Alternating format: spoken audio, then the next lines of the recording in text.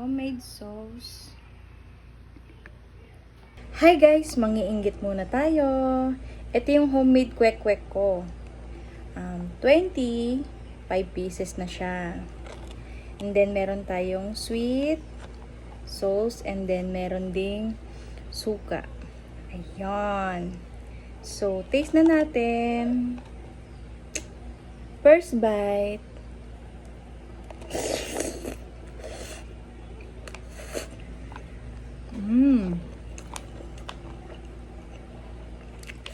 Ingat. Sarap. Perfect na perfect yung sauce ko sa kwek-kwek. Second bite.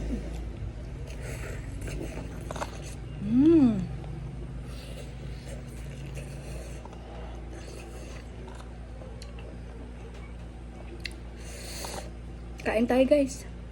Tara, bumili na kayo sa pwesto ko. Bili na kayo sa bahay. Kwek-kwek. Available mamaya. May fries, may kikiam, fishball, cheese stick, fries, and then lumpiang gulay. Ayan. Ang lambot-lambot.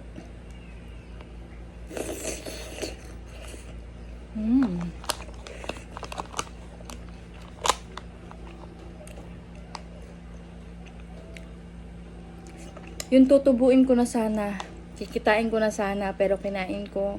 Kasi gusto ko, tikman ko muna yung binibenta ko bago ko ibenta sa inyo. Diba? Ako muna yung titikim. Kung masarap ba or hindi.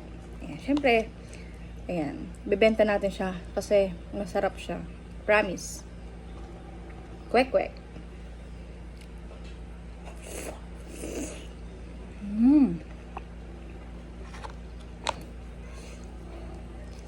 Ang ingat.